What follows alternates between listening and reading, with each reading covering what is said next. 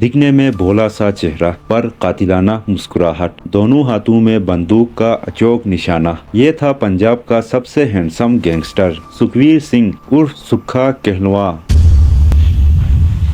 सिर्फ 21 साल की उम्र में पंजाब, हरियाणा, हिमाचल प्रदेश, राजस्थान और उत्तर प्रदेश के इलाकों में ऐसी दहशत फैला दी कि आसपास के सभी गैंगस्टर उसके नाम से कांपने लगते थे। सुक्खा कहलवां भले ही एक गैंगस्टर था, पर पंजाब के नौजवानों के बीच वो किसी हीरो से कम नहीं था। जिस तरह शेर का शिकार सिर्फ बंद पिंजरे में होता है, उसी तरह सुक्खा को भी पुलिस हिरासत में गोलियों से छलनी किया गया। लेकिन कुछ दिनों बाद सोशल मीडिया पे एक ऐसी खबर फैल गई जिसने पूरे पंजाब को हिलाकर रख दिया। खबर ये थी कि सुक्खा अभी मरा नहीं है, वो अभी जिंदा है। तो क्या सुक्खा ने 5वीं बार मौत को चकमा दे दिया? इसका जवाब आपको इसी वीडियो में मिलेगा, इसीलिए वीडियो को एंड तक जरूर देखना।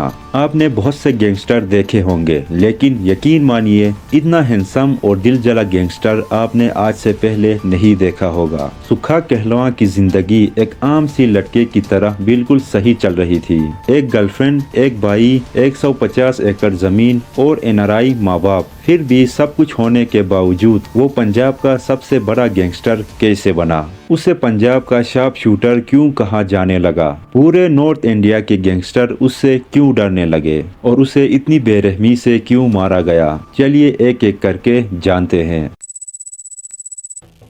1987 गाँव कहलवां। इस दिन सुदर्शन सिंह और हरजिंदर कौर के घर सुक्खा पैदा हुआ। घर वाले प्यार से उसे सुक्खा बुलाते थे। कहलवां उसने बाद में गाँव के नाम पर लगाना शुरू किया। सुक्खा का बचपन से सपना था किसी तरह अमेरिका जाके सेटल हो जाए, लेकिन गाँव के एक छोटे से लड़ाई ने सब कुछ उलट कर रख दिया। दो ग्रुपों के बीच लड़ाई के बाद सुक्खा का नाम बेवजह घसीटा गया और बात पुलिस स्टेशन तक पहुँच गई, जिस वजह से उसका पासपोर्ट नहीं बन सका और अमेरिका जाना खत्म। इस दौरान सुक्खा के माँ बाप सुक्खा और उसका बड़ा भाई सोनू पहलवान को उसके मौसी के घर छोड़कर अमेरिका चले गए। 11 अक्टूबर 2008 को सुक्खा ने अपनी गर्लफ्रेंड से शादी कर ली। लड़की के माँ बाप राजी नहीं थे। किसी तरह सुक्खा के दोस्तों ने मिलकर उनकी कोर्ट मैरिज करा दिए और बाद में लड़की के माँ बाप भी राजी हो गए। बाद में लड़की के माँ बाप ने कोई जुगाड़ लगा दी और सुक्खा और उसकी बीवी ऑस्ट्रेलिया शिफ्ट हो गए।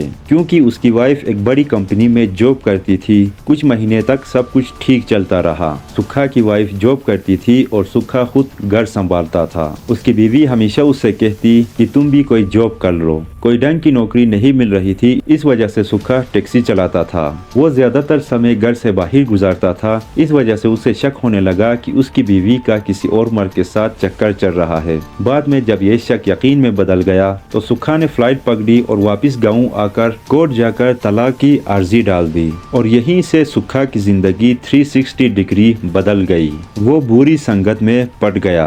धीरे धीरे गैंगस्टर टप्पी, विक्की, गोंडर, प्रेम लाहौरिया, लॉरेंस बिश्नोई और लवली बाबा का जिगरी दोस्त बन गया। लेकिन एक लड़की की वजह से ये दोस्ती दुश्मनी में बदल गया। सुक्खा उस लड़की को अपना बहन मानता था और लवली बाबा ने उस लड़की के साथ धोखा किया, जिस वजह से ये दोनों एक दूसरे के जान के दुश्मन बन गए। ये दोनों हर रोज एक दूसरे को मारने की प्लानिंग बना रहे थे। आखिर जीत सुक्खा की हुई। जिम में मौका मिलते ही सुक्खा ने लवली बाबा के सीने पे गोली दाग दिए और लवली बाबा वहीं पे ही खत्म हो गए। इसके बाद सुक्खा जलंधर का मोस्ट वांटेड बन गया।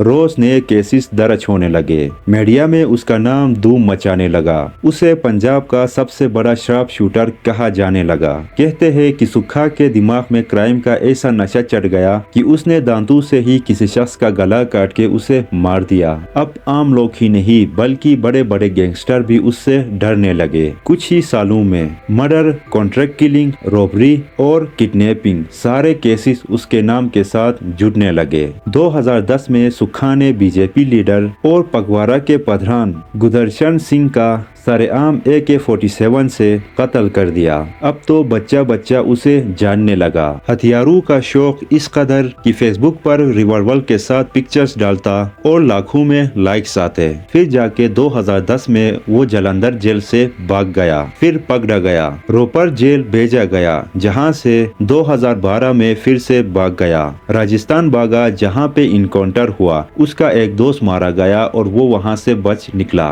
फिर उत्तर प्रदेश के मोस्ट वांटेड गैंगस्टर यामिनी से मिला। दोनों ने मिलकर एक व्यापारी को लूटा, लेकिन माल का बंटवारे पर दोनों में झगड़ा हो गया। अब इलाका यामिनी का था, जिसके बाद वो अपने दोस्तों को लेकर सुखा को यमुना में फेंक दिया। किस्मत ने इस बार फिर साथ दे दिया।